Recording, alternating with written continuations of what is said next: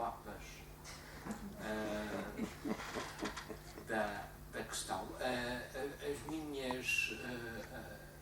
A minha contribuição tem que ser, obviamente, muito circunstanciada e tem muito a ver com duas áreas em que eu acho que estou mais ou menos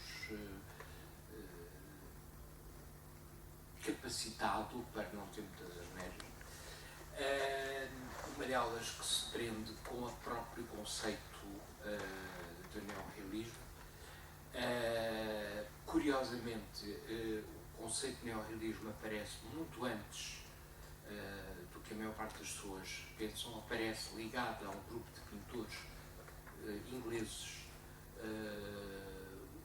por volta da década de 14, portanto, dissidentes da escola de Camden, ligados transversamente ao grupo da Virginia Woolf, etc. Portanto, o termo neorealism aparece ligado a algo que não tem rigorosamente nada a ver com questões ideológicas, com transposições de realismo socialista. Portanto, aparece como conceito e depois é completamente abandonado, porque o grupo não tem uma dimensão, hoje então é praticamente desconhecido. Portanto, anterior à Revolução Russa, anterior a todas as convulsões que vão levar à necessidade de uma nova reconfiguração ideológica para o conceito literário e artístico. Talvez depois disto, que não tem nada a ver com a questão, a não ser lateralmente, conviesse, embora mais uma vez não seja um especialista da questão, levantar os limites e as exigências que um termo como neorrealista pode levantar. Desde muito cedo que se discutiu se o conceito era justo, se neorrealismo deveria ser substituído por novo realismo, ou se pura e simplesmente se devia assumir, e o conceito português que nós usamos de neorrealismo é obviamente importado do conceito italiano, que é anterior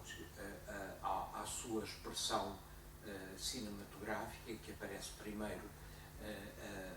na literatura, mas o conceito de neorrealismo ou novo realismo cruza-se quando chegamos aos anos que ao fim e ao cabo nos interessam aqui, porque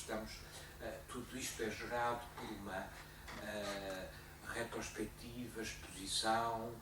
monografia, finalmente, sobre um dos grandes vultos, não ignorados, mas colocados um pouco na margem. É um erro dizer que o Manuel Guimarães é um ignorado, não é? O Manuel Guimarães foi objeto de várias retrospectivas, foi visto, foi sempre muito mal avaliado. E, portanto, o que é importante neste momento é uma reavaliação da sua importância estética,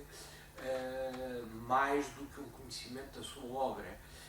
que era maior do que a importância que se lhe dava. Portanto, uma vez que, ao fim e ao cabo, vamos sempre parar àqueles três filmes que são para o melhor e para o pior, e eu acho que não é errado considerar uma espécie de uma trilogia neorrealista, portanto, Saltimbanco de Nazaré, Vidas Sem Rumo, e sobretudo estes três, e depois o Trigo e o Joio, o Grino da Aldeia Velha, etc., surgem a posteriori. São filmes que são feitos em Portugal um pouco à revelia de uma boa parte da produção cinematográfica, por razões várias, nomeadamente censura, mas também da extrema dificuldade que era colocar determinados conceitos e determinadas ideologias numa arte, uma arte coletiva, dois, uma arte de dificuldades económicas, ou seja, que exigia um forte orçamento e, portanto, era muito mais fácil de censurar, que é uma coisa completamente diferente de conceber o neorrealismo português, que toda a gente hoje considera como inaugurado pelos Gaibels de Alves Rodol, 39-40, portanto, final da década de 30, princípio da década de 40. O Rodol namora, os primeiros romances do Namora, que são quase contemporâneos, o grande ausente, eu continuo a achar que um dos grandes romances neorrealistas ainda hoje é o Vagão J do Virgílio Ferreira, que pagou caro em termos de neorrealismo a sua traição, com a mudança e a sua saída clara, voluntária, a autoexclusão do movimento. Portanto, tanto a literatura como a pintura são artes concentradas no indivíduo, são artes que exigem apenas um espaço que não é tão fácil de autocensurar e, por outro lado, que não tem a dimensão expressiva que o cinema acaba por ter. E, portanto, daí, provavelmente, acho eu que é importante, o facto de Manuel Guimarães, por um lado, ele próprio relativizar a sua inserção no movimento, sempre disse que não havia várias entrevistas, não muitas entrevistas que dá, e que eu conheço, pelo menos conheci todas, sempre disse que não havia neorrealismo, mas neorrealismos, mais ou menos uma coisa que poderemos tirar de uma das suas afirmações, e por outro lado o cinema é nos anos 50, que é uma década extremamente complicada na história do cinema português, uma década de, eu não queria chamar de decadência, porque parte do princípio de que existiu uma época não decadente, ou seja, o cinema português é sempre um cinema em crise. Para aqueles que afirmam que os anos 30 e 40 são anos de ouro, eu aconselhava a ver os números de produção. Nos anos 30 produzem-se em Portugal menos de 20 filmes sonoros durante 10 anos. Portanto, chamar a isto anos de ouro é um pouco exagerar, pelo menos. É uma espécie de uma hipérbole falaciosa. Portanto, os anos 50 são uma decadência porque marcam o fim de uma escassa produção que se baseava em determinados contextos muito bem delimitados, num certo tipo de comédia que se convencionou chamar comédia à portuguesa e que tem, nos anos 50, a sua expressão mais definitivamente baixa. Desde logo em 1950, com um filme do Artur Duarte chamado O Grande Elias, que é uma espécie de caricatura dos filmes que o próprio Artur Duarte tinha produzido nos anos 40 e, portanto, é um prolongamento fora de tempo. Isto para dizer que os anos 50 não são tão negativos como a maior parte das histórias do cinema português veiculam, sobretudo porque, para além de Manuel Guimarães, existem várias outras tentativas. Portanto, eu chamaria, em vez de uma década de decadência, eu chamaria, em termos de cuidado, tenho aqui uma especialista da história do cinema português e, portanto, não posso dizer muitos disparates, mas eu chamaria uma década de transição muito mais do que uma época de decadência. E essa transição é assegurada por Manuel Guimarães, por Perdigão Queiroga, por uma série de realizadores que, com muito poucos filmes, mas nas décadas anteriores, provavelmente o grande sucesso do cinema português não é o Pátio das Cantigas, nem é o Pai Tirano, nem é... A Canção de Lisboa ainda foi um grande sucesso, foi o primeiro sonoro feito e geralmente em Portugal, mas filmes como o Pátio das Cantigas ou o Pai Tirano são grandes sucessos a posteriori. São grandes sucessos que a televisão criou. O Pátio das Cantigas esteve cerca de 3 semanas em cartaz na sua estreia. Os grandes sucessos do cinema português são, isso sim, os filmes feitos depois da guerra, sobretudo melodramas. Capas Negras, o Fado do Queiroga, o primeiro filme do Queiroga, Ambos com a Amália, que são enormes sucessos comerciais. O Sol e Touros, com o Manuel dos Santos Toureiro. O Homem do Ribatejo, relativamente. Portanto, há um grupo de filmes feitos a partir de 46 que são, esses sim, grandes sucessos públicos. A década de 50 e as tentativas que o Manuel Guimarães faz de romper uma certa indigência do cinema português em relação a determinados aspectos da vida portuguesa, nomeadamente os saltimbancos, é uma questão que não tem sido muito... Por acaso, a Folha de Sala, que acompanhou o filme, quando o filme foi projetado pela última vez na estreia da retrospectiva da Cinemateca em junho, chamava a atenção para isso, até porque era feita por um estrangeiro, por um programador que é brasileiro e que vive em Portugal e que chamou a atenção para uma coisa que não é óbvia. O filme, o Saltimbanco, uma das coisas mais importantes dos Saltimbancos é falar explicitamente da fome. Não é tanto a pobreza, não é tanto a questão da ruralidade, não, é a fome. Há uma personagem que diz claramente que tem fome. E essa questão é uma questão que está completamente ausente do cinema português. E que tem muito a ver com uma tradição, e vou-me refugiar na área que eu conheço melhor, com uma tradição que aparece, obviamente, importada. Ou seja, Manuel Guimarães não é um neorrealista no sentido em que não tem a liberdade para fazer os filmes que gostaria de ter feito. Quem viu a exposição vê a quantidade de projetos não concretizados, de dificuldades com financiamentos, de autofinanciamentos que depois se esgotam porque os meios de autoprodução não são suficientes para assegurar uma arte cara como é o cinema. O que faz com que a década de 50, e esta é uma questão muito interessante, que aliás já foi bem tratada numa tese que eu orientei e que o António Pedro fez, em que o António Pedro fez parte do júri de uma francesa, curiosamente, tem que ser os estrangeiros a virem pesquisar determinadas coisas que nós nunca pesquisamos,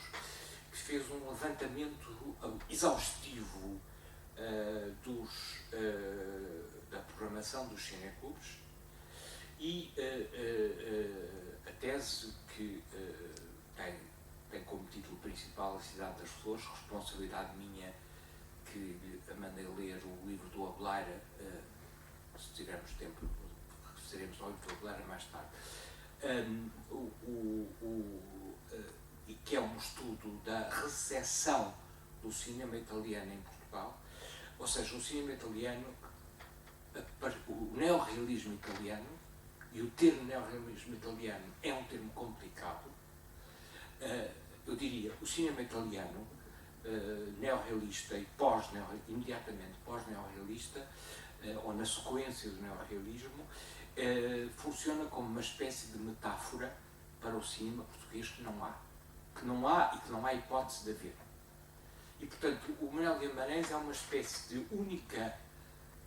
com a possibilidade de acrescentarmos ao Manuel Guimarães dos anos 50 dois filmes do Queiroga, O Sonhar é Fácil e Os Três da Vida Agrada, que já é uma pronto, tem um lado de comédia, mas porque parte de um argumento original do Manuel da Fonseca, tem ligações possíveis com o neorrealismo. O facto da censura estar claramente sobre a indústria cinematográfica, a obra de Manuel Guimarães acaba por ser muitíssimo os filmes que existem, aliás a Leonor trabalhou sobre isso, Nazaré, que é para mim a melhor obra-prima do neorrealismo português cinematográfico, se é que tal existe, eu acho que existe, apesar de escasso. É um filme altamente censurado, é um filme, o que nós conhecemos hoje é o que resta de um projeto muitíssimo mais extenso e muitíssimo, provavelmente, mais ambicioso. Numa ligação que não está completamente estudada, vinha a falar falei antes desta conversa com a Leonor sobre isso, que vinha de um diálogo praticamente impossível com um filme que eu não sei se o Manuel Guimarães viu, porque o filme nunca estreou em Portugal, que é A Terra Treme, La Terra Treme. A Terra Trema do Luchino Visconti, que é um filme ainda da década anterior, que é um filme feito com não atores sobre os pescadores da Sicília e que tem rimas curiosas com o Nazaré, sem que nós tenhamos nenhuma evidência. Eu não tenho nenhuma evidência de que o Manuel Guimarães tivesse visto o filme. Uma coisa é certa, várias pessoas dentro do movimento cineclubista ligadas estreitamente à crítica do neorrealismo, nomeadamente o Manuel de Azevedo, mas outros, falam extensamente do filme. Ou seja, se muita gente não viu o filme, é um facto que o filme é uma espécie de mito de filme perdido, de filme não visto, de filme matriz. Isto leva-nos a uma outra questão, e vamos já calar para ver mais um diálogo, até porque, como eu disse logo de início, não sou especialista, queria levantar só algumas questões, e que é, neste movimento que é a recuperação do cinema italiano, durante a década de 50, creio que é a única década da história da distribuição em Portugal em que a grande maioria dos filmes vistos não é americana, mas italiana. Isto é verdade para Portugal, como é verdade para outros países europeus. Portanto, o cinema italiano tem uma dimensão industrial, e não apenas artística, não apenas estética, não apenas ideológica, que hoje não imaginamos. E que vem desde o enorme sucesso no imediato pós-guerra dos dois filmes do Rossellini, Uma Cidade Aberta e O Paisão. Mas também os filmes do Germi, mas também os filmes do Vittorio De Sica, e uma das ideias que eu acho que vale a pena levantar já, que é quando o Manuel Guimarães está em plena produção, portanto, o Saltimbanco é de 51, o Nazaré de 52 e o Vidas Sem Rumo de 56, supostamente, mas vai de 52 a 56. Estamos num período que é, a muitos níveis, um período complexo. Em 53 morre Stalin, há o período do degelo, é assim que é denominado bem ou mal, há um pouco por toda a parte discussões profundas sobre como lidar com essa espécie de orfandade, e essa orfandade do movimento comunista internacional é uma orfandade muitíssimo complicada, e aqui é a minha visão particular da questão, porque Stalin representa para a arte, Stalin e os danovismo, portanto o seu conceito de, e aqui está o surrogate, portanto a palavra que não se podia dizer, nem na Itália dos anos 30 sob o fascismo, nem na Itália, nem no Portugal salazarista, que era o conceito de realismo socialista. E o realismo socialista, tal e qual como é concebido, que tem evolução, na minha perspectiva, que não sou especialista, que sou apenas um mero curioso destas coisas. Quando o conceito de realismo socialista se impõe, sobretudo a partir da década de 30, vai colocar um ponto final numa década de grande experiência formal. Não quer dizer que nos anos 30 não haja ainda prolongamentos, estou a falar do cinema sobretudo, que é o que eu conheço melhor, prolongamentos estéticos dessas perspectivas, daquilo a que durante muito tempo se chamou o realismo soviético e depois, por razões ideológicas óbvias, se passou a chamar o formalismo soviético. Porquê? Porque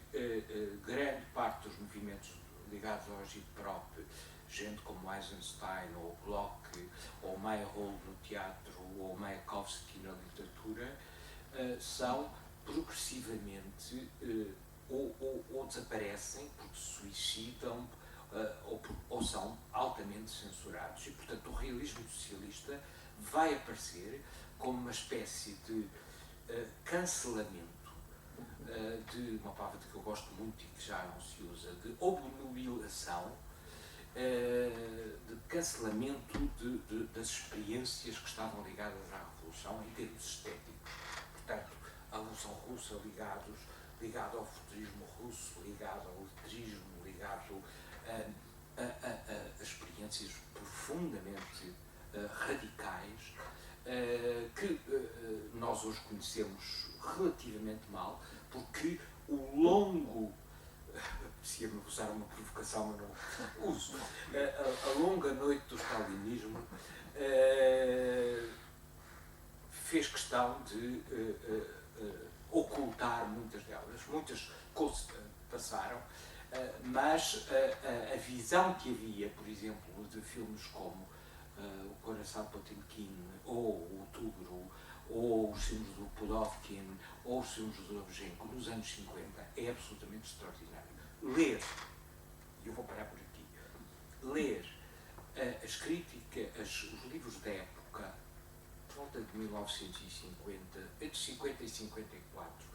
dos grandes teóricos cinematográficos italianos ligados ao neorrealismo, nomeadamente Umberto Bárbaro e Guido Aristarco, ambos claramente ligados ao PCI e muito influenciados pelo conceito dominante do realismo socialista, ver o modo como Eisenstein, por exemplo, é visto, é tratado, é muitíssimo interessante. Porque nessa altura Eisenstein não tem de todo a dimensão que nós temos dele hoje. Porquê? Porque Eisenstein tinha sido criticado, e fortemente criticado, como formalista. E o formalismo soviético era inimigo da arte para o povo. Portanto, o neorrealismo, à partida, tinha a ver com uma adaptação ao mundo ocidental, ao mundo não soviético, de um conceito de realismo, e obviamente porque fora do contexto da dominação ideológica stalinista tinha imensas contradições. Eu passei só por isso, li muita coisa sobre o assunto no artigo que está publicado no catálogo sobre Manuel Guimarães. Uma das coisas que a maioria dos textos que se publicaram na época sobre Nazaré atacavam era o excessivo formalismo das cenas na praia, que eram consideradas herdeiras do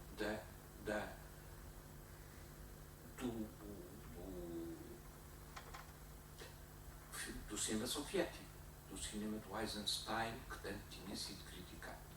E, portanto, a visão que nós temos hoje, que é uma visão completamente diferente e que é uma visão da própria evolução do cinema italiano. Aristarco, a determinada altura na história do cinema, diz uma coisa muito curiosa, que é, a partir, o neorrealismo sofre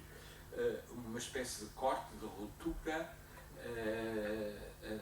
à volta do início da década, 50, 51.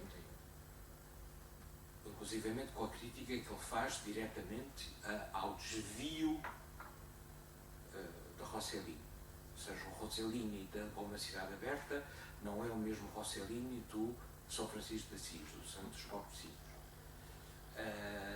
Ou do Europa 51, que é considerado um filme profundamente burguês, pela maior parte da crítica da época. E, portanto, a questão que existia desde o início, que era a ideia de que, e do ponto de vista geral, é verdade, o neorrealismo italiano, o neorrealismo cinematográfico italiano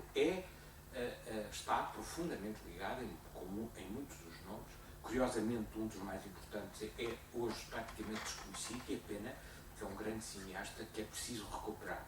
que é um homem chamado Giuseppe Di Santis, que hoje praticamente só se conhece o Arroz Amargo, mas que tem pelo menos 2 filmes que são absolutamente magistrais para estudar a relação entre o cinema e uma ideologia marxista mais claramente determinada, que é a Caça Trágica e o Não há Paz entre as Oliveiras, que são filmes que são praticamente não vistos desde o tempo dos cineclubes, portanto desde o princípio dos anos 60, do tempo do áureo dos cineclubes. Como se desconhecem uma série de outros filmes, o que ficou, tanto Rossellini como Vittorio De Sica, são 2 exemplos de decalagem entre a ideologia marxista e a prática cinematográfica. Ou seja, Rossellini é claramente, e sempre foi, não mudou na Europa 51 ou no princípio dos anos 50. Uma Cidade Aberta é um filme católico, do princípio ao fim. E o Rossellini nunca negou a sua forte influência religiosa e as suas divergências a muitos níveis com o Partido Comunista Italiano. E Vittorio De Sica, que, embora o Ladrões de Bicicletas seja visto como uma espécie de matriz clara de uma certa visão ideológica, nunca foi, até porque como ator esteve ligado à indústria mais conservadora das grandes comédias dos anos 30, Camerini, na Itália. O Vittorio De Sica também não pode ser visto, portanto, como um cineasta profundamente e ideologicamente marcado pelo Partido Comunista Italiano. Isto para dizer uma coisa que para mim é fundamental, que é o neorrealismo,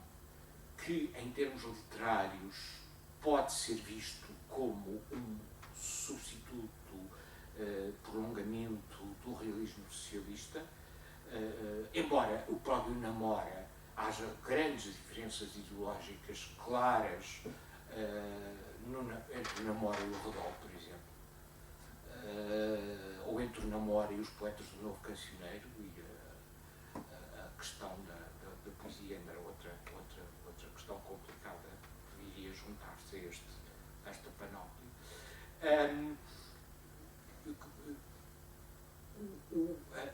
Esta questão da pluralidade de neorrealismos é uma questão que para mim é muito importante, e é por isso que eu sempre, a visão do Mel Guimarães, fiquei a saber hoje que o Mel Guimarães parece que nunca foi inscrito no Partido Comunista, foi apenas um companheiro de ruta. Aliás, o meu maior interesse por estas coisas do neorrealismo nasceu do facto de ter trabalhado 3 anos com o Alexandre Pinheiro Torres, enquanto leitor de português na Universidade de Cardiff. O Alexandre Pinheiro Torres, que é um dos grandes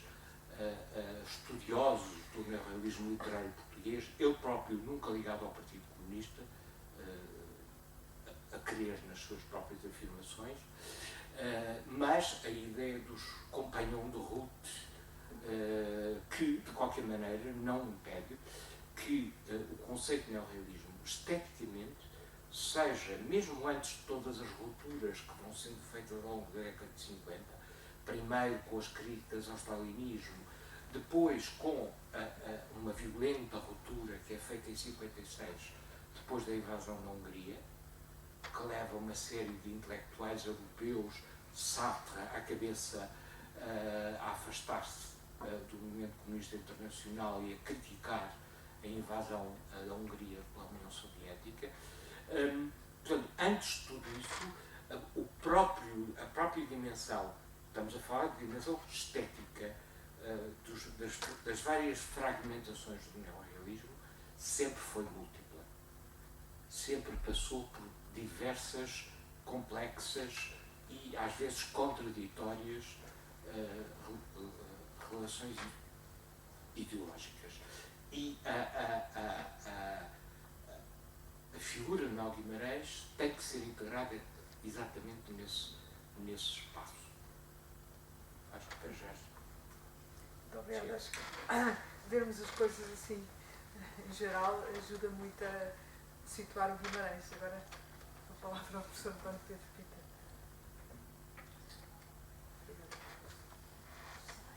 Boa tarde.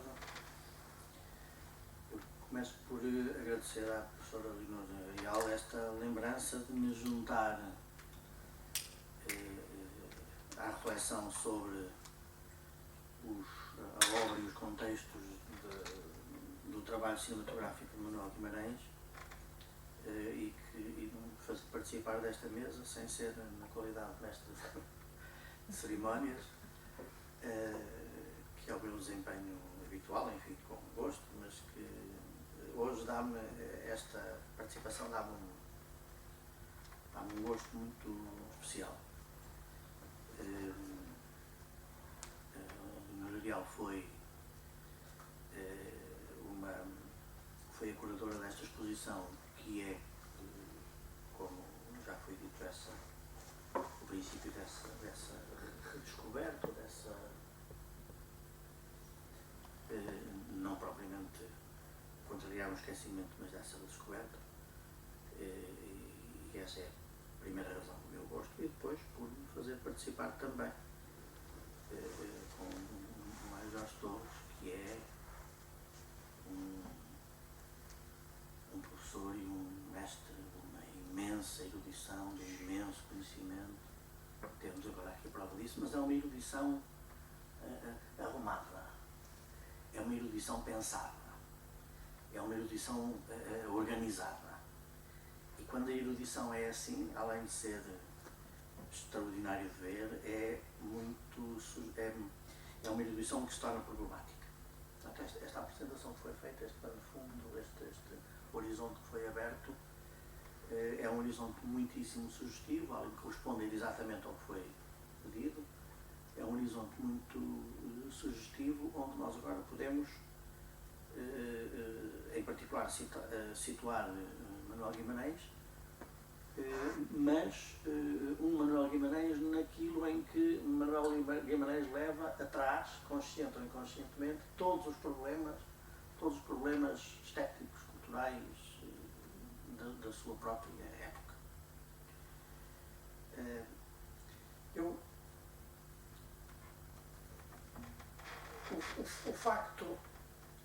O facto de, pelo menos em termos públicos, do ponto de vista da sua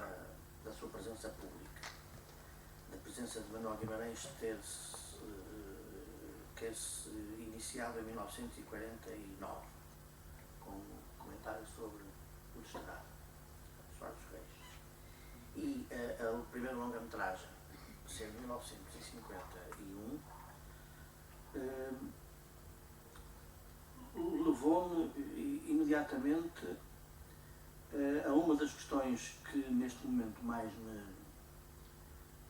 interessa e para a qual o Mário Jorge Torres chamou já atenção, e que é o tipo de o conjunto de problemas que está em debate, ou que fica em debate, ou que vem ao debate, justamente nesse segundo pós-guerra e em particular no final da década de 40, e que depois vai organizar a cena cultural portuguesa, sem dúvida, mas não só portuguesa, uma cena cultural pelo menos europeia, até aos finais da década de 50, mas talvez haja razões para crer que os finais da década de 50 foi, em Portugal, 1958, talvez, e noutros lados, ou 1961, mas nunca propriamente o final da década cronológica. Essa questão não nos interessa muito.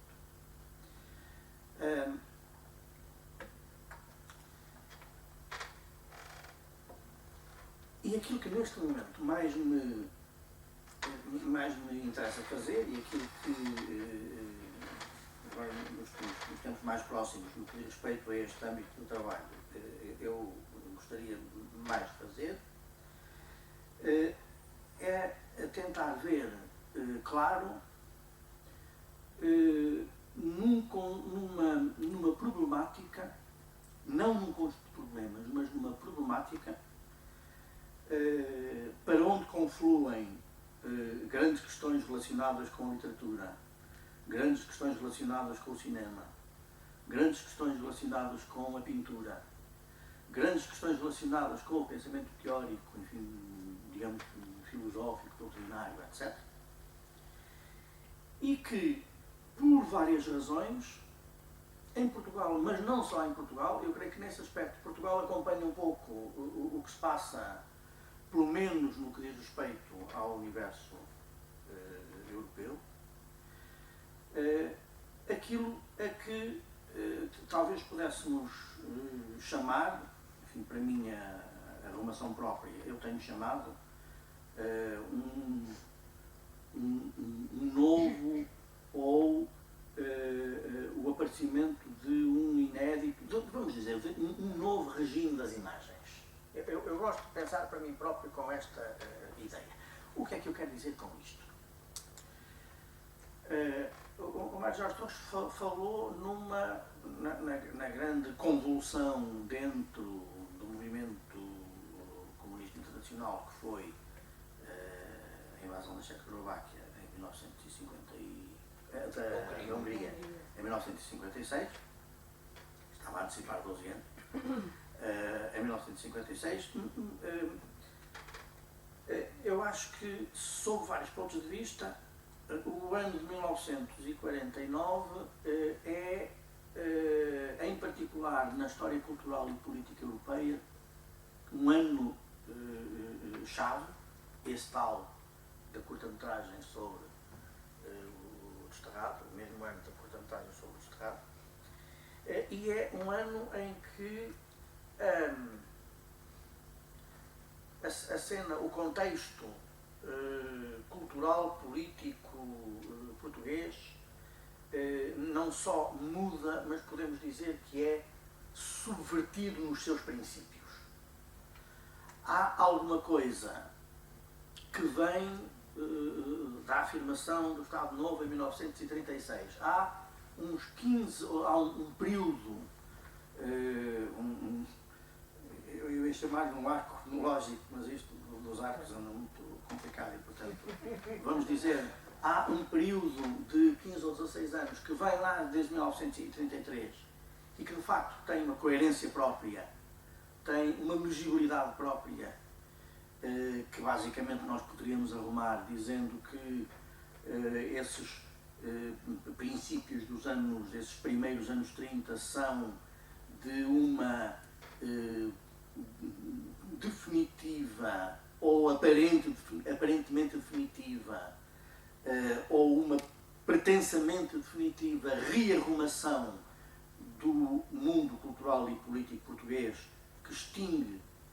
podemos dizer assim, os princípios demoliberais republicanos e implica uma reorganização, politicamente falando, à esquerda e à direita, polarizados pelo Estado Novo e polarizados por uma reorganização e reafirmação pública à esquerda do materialismo histórico e do Partido Comunista, que depois passará por muitas vicissitudes. 1949, de certo ponto de vista, é o fecho deste ciclo, um ciclo que teve do lado, digamos assim, do campo democrático, mas que faz parte do universo geral, um ciclo que teve uma hipótese ou uma, talvez seja mais correto dizer, uma hipotética democratização ou ideia de democratização ou fantasia de democratização no final da guerra, com o movimento de unidade democrática e as eleições legislativas que finalmente não conduziram a bons resultados. Depois a campanha presidencial de Norton de Matos e esse ano de 1949, que é onde se encerra a validade presidencial de Norton de Matos, isto é, a validade presidencial da oposição, do chamado universo democrático, da unidade democrática portuguesa, constitui esse fecho do longo ciclo iniciado em 1933. Há aquelas coisas que são mais conhecidas, enfim, a grande perseguição de que é o objeto o aparelho clandestino do PCP, a prisão dos seus principais dirigentes, não só Militão Ribeiro, que era talvez uma das figuras mais em evidência, mas também daquele que, apesar de muito mais jovem, ou estava a caminho de se tornar, de ser reconhecido como o grande líder do PCP, falo evidentemente de Álvaro Cunhal, mas não são só estes dois. É uma operação em 1949 que praticamente decapita a direção política do PCP, toca e anula uma série de casas de clandestinas, tipografias e casas de apoio, prende muitos outros funcionários, norte a sul, e, não menos importante, prende também, e com isto destrói, pelo menos provisoriamente, 2 ou 3 setores intelectuais particularmente importantes.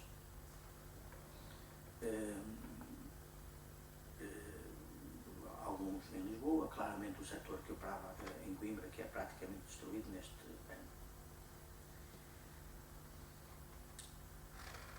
E logo a seguir, do ponto de vista cronológico, hoje poderíamos dizer isto, e logo a seguir, relacionado mais ou menos diretamente com isto, desencadeia-se que é conhecida como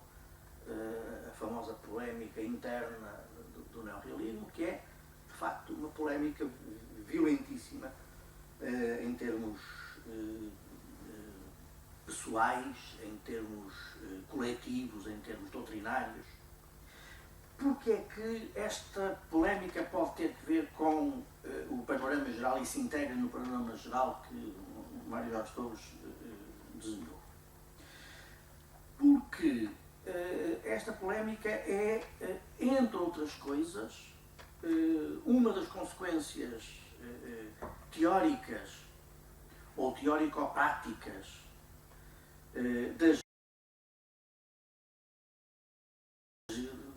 das coordenadas dessa polémica, que nós no seu pormenor ainda conhecemos mal. Uma dessas consequências é justamente aquilo que, na linguagem do materialismo histórico mais clássico, nós poderíamos ainda identificar como a relação entre os problemas sociais de base e as suas expressões estéticas, doutrinárias, artísticas, etc. mas que fundamentalmente põe o problema, põe o grande problema, ou repõe o grande problema da representação. É a questão da representação, o critério e as modalidades da representação que fica novamente em cima da mesa do debate com essa polémica, que volta à mesa do debate nesta polémica. Eu digo volta porque, de certo modo, tinha havido quem, no próprio campo do neorrealismo clássico, a tivesse já colocado desde os seus inícios. Eu estou muito longe de pensar que a polémica ou a tensão, o debate entre o privilégio do conteúdo e o reconhecimento da importância da forma, voltando a estes termos mais ou menos arcaicos, seja um debate que só se vai colocar quando o neorrealismo já vai avançado. Eu penso precisamente o contrário. Penso que esse é um debate inicial, é um debate congénito. E muitas das críticas, nos finais dos anos 30, muitas das críticas do Mário Dionísio, muitos dos textos ficcionais, mas sobretudo os textos poéticos, nos encaminham nesse sentido. A observação do Major Torres é justíssima quando diz que a poesia acrescenta problemas a todas estas questões e não reduz os problemas, acrescenta problemas e complica esta história extraordinariamente. Mas é tudo isso que fica em causa, é esse debate que é reposto nos inícios dos anos 50 e que abre uma intensíssima polémica que, diferentemente, penso eu, do que tem sido frequentemente dito, não ocorre exclusivamente nas páginas da revista Vértice. Ela ocorre também noutros lados, como por exemplo num jornal que nessa altura, princípio dos anos 50, Publicações Europa-América começaram a publicar um jornal chamado Ler, e onde algumas personalidades diretamente vinculadas desde os seus inícios ao neorrealismo colaboram,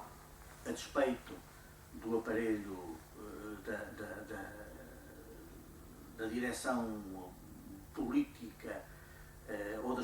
da dimensão ideológica da direção política na altura do PCP. Estou a falar de Carlos Oliveira, estou a falar de Fernando Lopes Graça, estou a falar de Mário Dionísio. É aí, por exemplo, que Carlos Oliveira publica dois magníficos textos sobre as palavras e sobre a importância das palavras. A pretexto do Camilo, um texto sobre as palavras e como a palavra é a matéria do trabalho do escritor, do ficcionista ou do poeta, e envolvendo-se então numa pequena polémica, mas expressiva, justamente com o crítico Álvaro Salema, que é o autor do texto deste documentário sobre Namora. Mas a polémica é mais alargada.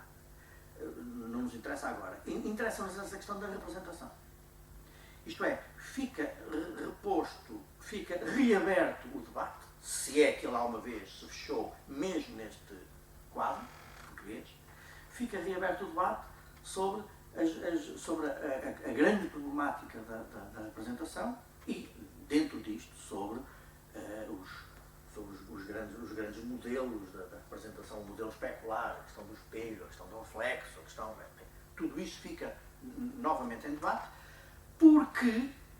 atrelada evidentemente a esta reabertura ou permanência da problemática da representação,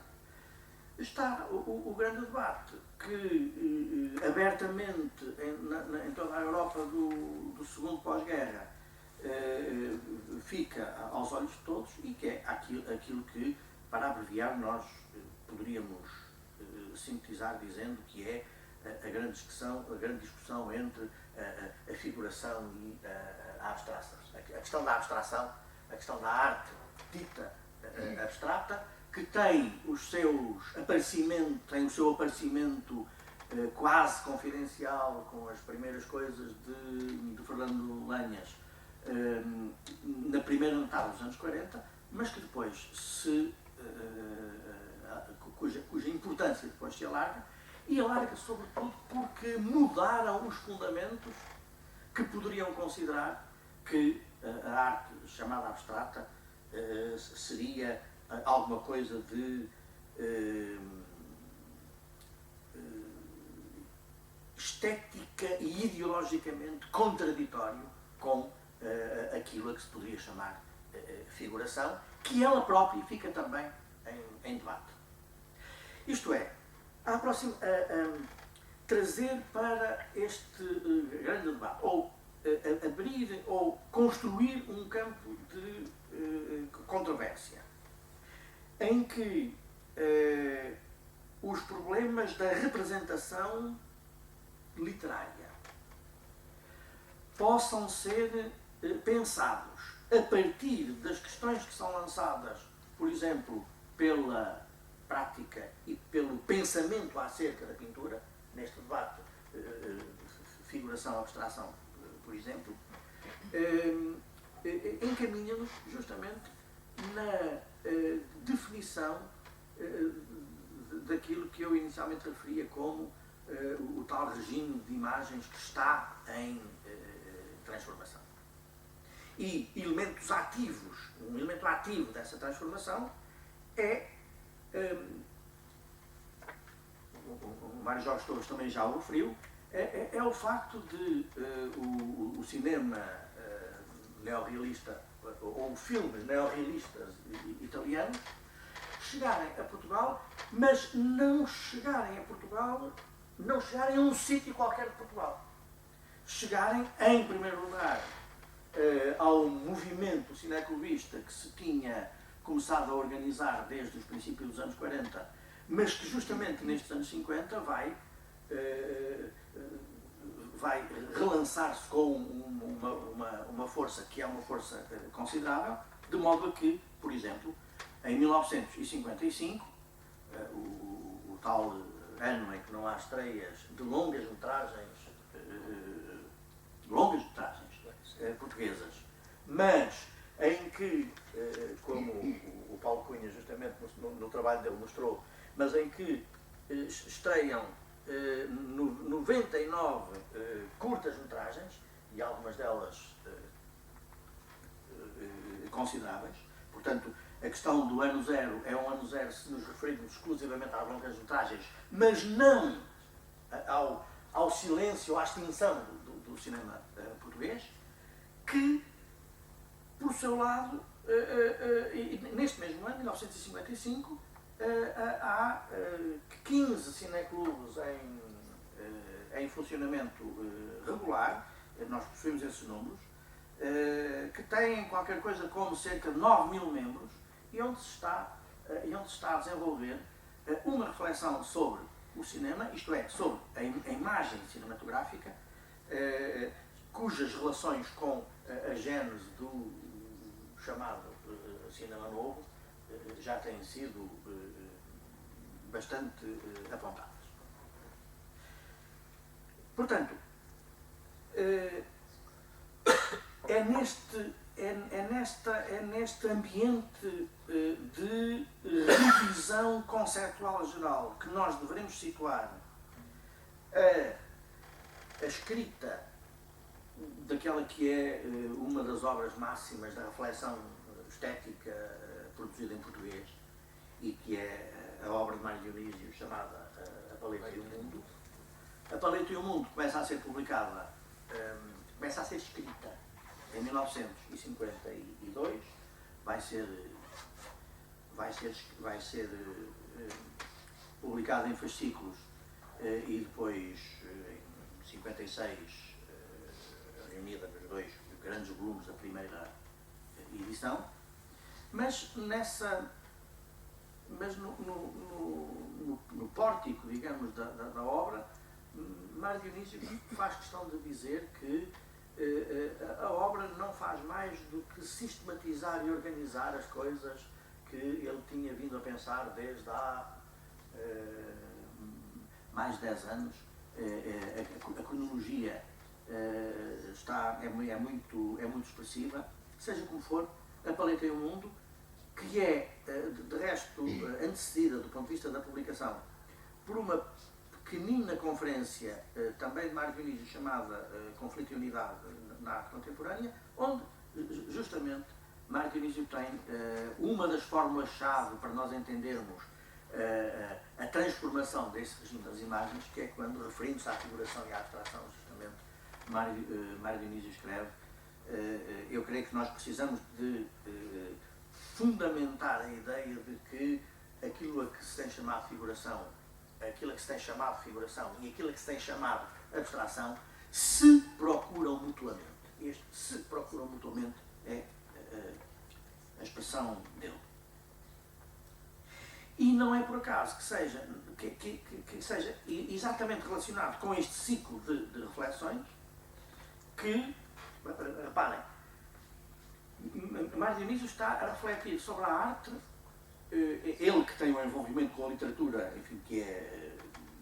reconhecido por todos, ele está, no entanto, a refletir sobre a arte a partir da pintura. A partir da pintura. O que é significativo. Tal como é significativo que, exatamente em 56, quando Mário Dionísio publica o conjunto dos fascículos que constituem os 2 volumes da obra, João José Cochufel, companheiro de reflexão de muitos anos de Mário Dionísio, finalmente apresente como trabalho de licenciatura do seu curso de filosofia, ou de histórico-filosóficas, como se dizia na altura, um pequeno trabalho que será depois editado com o nome de Iniciação Estética, mas que, do ponto de vista do trabalho universitário, tem o título que é um tratado de rigor conceptual quanto àquilo que está em questão, que é necessidade, validade e irredutibilidade da arte. Isto é o texto apresentado como a tese de licenciatura que Cochufel faz já tardiamente em relação àquilo que é a cronologia habitual. E Cochufel pensa todas as questões da arte a partir da música.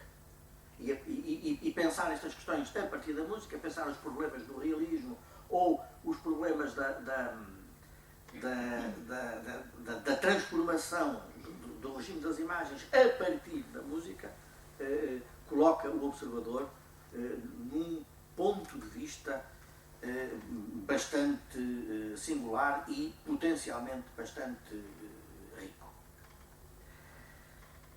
Então, estes anos 50, nos quais Manuel Guimarães apresenta aquilo que são obras fundamentais no seu percurso cinematográfico, são os anos em que justamente a imagem ou as imagens estão a sofrer transformações, estão a sofrer profundas transformações quanto ao seu estatuto, quanto à sua ambição e quanto à sua legitimidade e quanto à sua eficácia. Não podemos esquecer, estando a tentar refletir sobre a transformação do regime das imagens, que a televisão portuguesa vai fazer os seus primeiros ensaios em 1956, 57. A Feira Popular primeiro e depois 56. Mas já os estudos são 56. E depois 57. E a legislação acho que é 55, exato. Portanto, aquilo que eu acho que é interessante e aquilo que eu gostaria de tentar pensar um pouco mais profundamente, se fosse capaz, seria isto. Era como é que, entre os problemas de uma...